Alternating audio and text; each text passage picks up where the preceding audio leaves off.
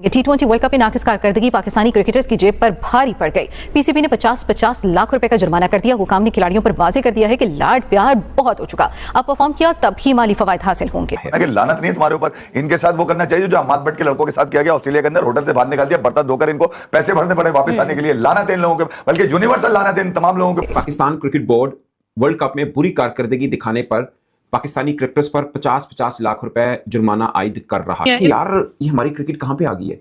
ये कोई क्रिकेट के अंदर जंगी हालात नहीं पैदा हो गए? ऐसा नहीं हो गया वो जो हम एक बात फिक्रे से बार बार डरते थे कि यार हमारी क्रिकेट कहीं पे हॉकी वाला ना हो जाए। ये हो नहीं गया।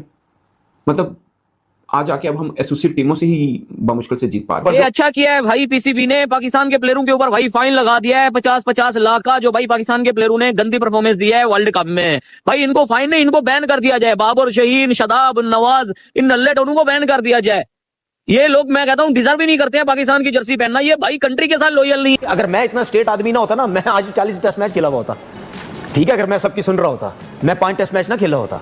ठीक है, तो ये सब कुछ होता है। और ये जितने भी जो चलते चले जाते हैं ना कोई कुछ ना कुछ तरीके से ये सर्वाइव करने की कोशिश कर रहे हैं। तौकीर ज़िया के बाद मुझे लगता है कि मोस्ट पावरफुल चेयरमैन वो मोहसिन नकवी साहब है। ठीक, उनकी पोजीशनिंग बहुत अच्छी है, उनके पास रिसोर्सेज हैं, उनके पास ताकत है। अगर वो टीम्स अपनी मैनेजमेंट की बिल्ड नहीं कर पाए ना, और 4 टूर्नामेंट से आप क्वालिफायर से बाहर हो रहे हैं, तो I am telling you there is something seriously wrong with in the board. वो जो हम डे 1 से एक बात कर रहे हैं कि बाबर रिजवान की ओपन करने की वजह से आपके मिडिल ऑर्डर खत्म हो गए। वो सारा टाइम लेने के बाद आपने फिर बीच में टुल्ले प्लेयर्स डालना शुरू कर दिए जो इधर उधर घुमाएं और चौके छक्के लगाएं और उससे हम एक डिसेंट स्कोर बना दें। ऐसे नहीं होता। राशिद लतीफ की मैं एक स्टेटमेंट कहीं पढ़ रहा था, उन्होंने बोला कि सलमान अली आगा इतने ऐसे कप्तान है कि इनको वसीम अकरम, वकार जूनियर, शोएब अख्तर भी दे दिया जाए तब भी ये नहीं जीत सकते। वैसे जब ये इकट्ठे थे तब वो जो भी कप्तान था वो भी नहीं जीत पाया था। तौकीर ज़िया के बाद मुझे लगता है कि मोस्ट पावरफुल चेयरमैन वो मोहसिन नकवी साहब है। ठीक, उनकी पोजीशनिंग बहुत अच्छी है, उनके पास रिसोर्सेज हैं, उनके पास ताकत है। अगर वो टीम्स अपनी मैनेजमेंट की बिल्ड नहीं कर पाए ना, और 4 टूर्नामेंट से आप क्वालिफायर से बाहर हो रहे हैं, तो I am telling you there is something seriously wrong with in the board. It's not, I understand he doesn't know much about cricket and I get that, but he wants to do well, but is he asking for the right help? No, he's not. Again, my request to chairman साहब is sir, please try to understand, जो आपको जो मशवरे दे रहे हैं ना, वो आपको they are making you look bad. जो आपको टीम ये बना के दे रहे हैं, they are not doing the justice when it comes to आपको अलग आप अच्छा करना चाह रहे हैं लेकिन नहीं करने दे रहे उनको। ये कौन लोग हैं उनको अच्छा काम नहीं करने दे रहे? The man is a doer, right? And I'm telling you right now, he is the only last hope for Pakistan cricket, which is Mohsin Naqvi bhai. I'm telling you right now, he is the only last hope. अगर ये भी कुछ ना कर पाए तो अगला chairman क्या ही कर लेगा, जिसके पास इतने रिसोर्सेज नहीं हो सकते, जिसके पास इतनी ताकत नहीं हो सकती।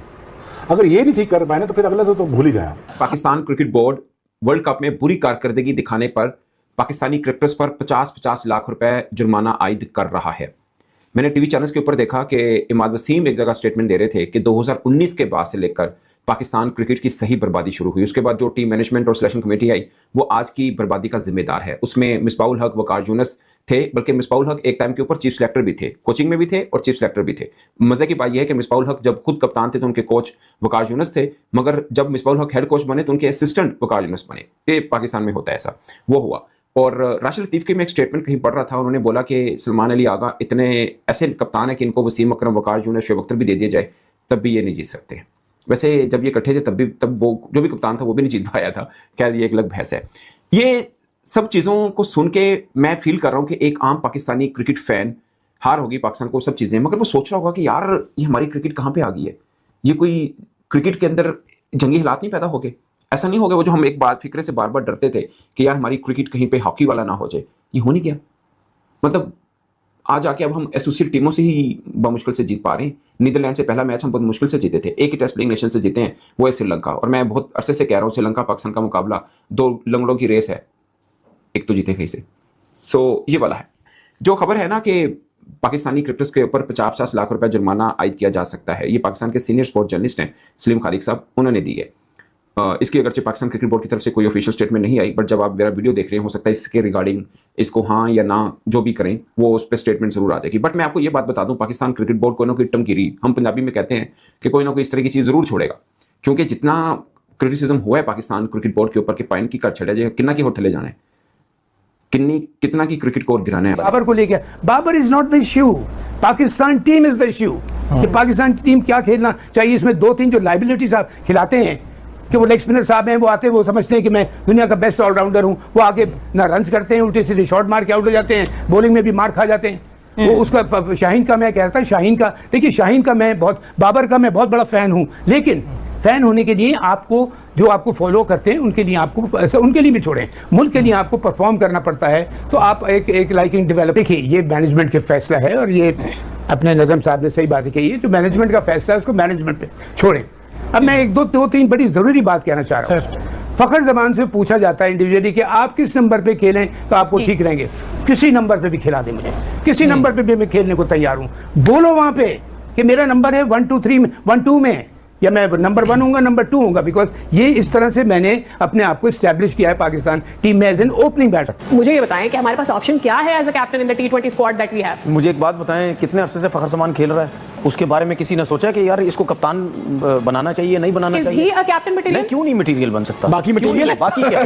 अच्छा मतलब ये बता दें आप, उसके पीछे कोई बोलने वाला नहीं है ना, ना वो मेरे ख्याल से सोशल मीडिया टीम भी नहीं है बेचारी। बिल्कुल जाहिर बात है, ना कोई ना किसी से वो बोलता होगा कि कुछ लोगों की नेचर होती है ना कि वो खामोशी से खेलते रहते हैं और वो ये सोचने कि यार अगर मैं इतना अच्छा प्लेयर हूं, मेरी परफॉर्मेंस है, तो मुझे खुद ऑफर की जाए कि भाई आप T20 के कप्तान या किसी फॉर्मेट के बन सकते हैं। तो फखर जमान इतने अरसे से खेल रहा है, तो अगर अब जो फखर जमान ने परफॉर्मेंस दे दी फखर जमान को तो क्या आप आप आगे बनाएंगे तो फिर आपको उसे टीम में खिलाना नहीं मसला पड़ेगा। पता है, मैं बताता हूँ होगा क्या, मैं बताता हूँ क्या आप उसे कप्तान क्यों सर, बनाएंगे? मैं आपको बताऊं मसला ये है कि जब सीधे साधे बंदे को या जो चापलूसियां करने वाला बंदा नहीं होता ना, जब आप उसको कप्तान बनाते हैं ना, तो आप सबसे पहले कहते हैं अपनी कहानी तो खत्म है, अपनी तो सुनी नहीं जाएगी, चलाएगा, वो अपनी मर्जी से चलाएगा, ठीक है। वो बोलेगा भाई जब मुझे कप्तान बना दिए तो जो मैं बोलूंगा वो करना है। तो फिर हमारा सिस्टम का मसला ये है कि आप हमेशा देखते हुए आए हैं और चलता ऐसे ही आया है कि कोशिश ये करते हैं कि ऐसे लोग लेके आए जिनको चलाया जाए, जिनको अपनी मर्जी से चलाया जाए, ठीक है ना, कि इनसे काम करवाया जाए, ठीक है ना, जो हम बोले वो सब कुछ हो। में जब आप बात करते हैं कि काम करवाया जाए, मैं एक बार फिर जरा लेके जाता हूं। बहुत सारे लोग ये कहते हैं कि जी 2021 के बाद की खराबी हुई, बाबर रिजवान को हटाया तो खराबी हुई, उसमें एक बहुत बड़ा किरदार अगेन उस सरोगेट कंपनी और वो वाला मामला भी है, आपको पता है ना सर, ये चीज आपको पता है ना। तो वो होते हुए तो हो सकता है एक काम हो ही ना, पहली चीज तो ये हो गई।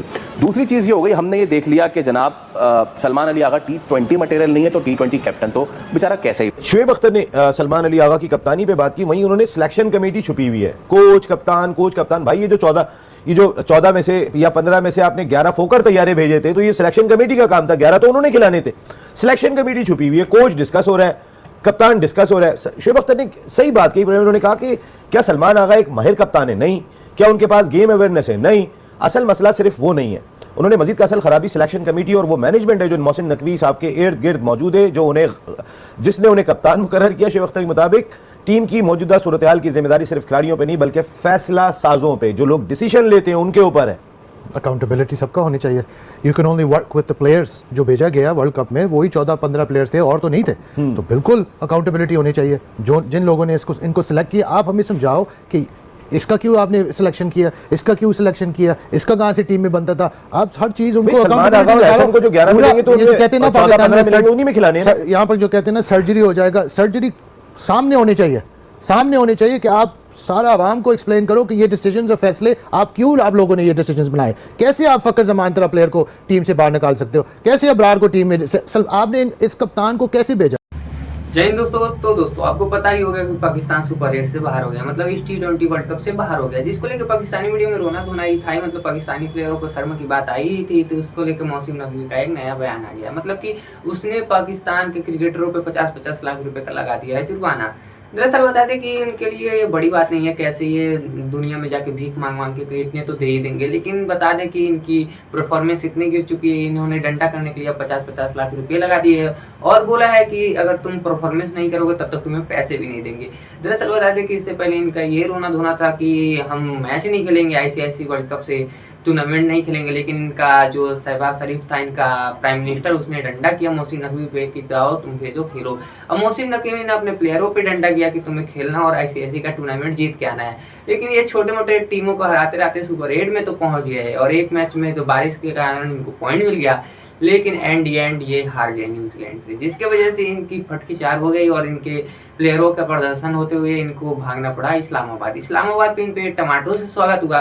इतनी जाहिलियत होने के बाद अब यही बाकी था, इन पे 50 लाख का जुर्माना लग गया, जिसको लेकर पाकिस्तानी मीडिया में बहुत ही ज्यादा रोना धोना मच गया है कि कोई पाकिस्तान के प्लेयरों का सपोर्ट कर रहा है तो कोई इनके खिलाफ है। मतलब ये ऐसा नहीं करना चाहिए, इनको अपनी परफॉर्मेंस सुधारनी चाहिए। इस पर आप क्या राय है कमेंट सेक्शन में जरूर बताएं। वीडियो अच्छी लगी तो वीडियो को लाइक शेयर सब्सक्राइब जरूर करें। जय हिंद दोस्तों।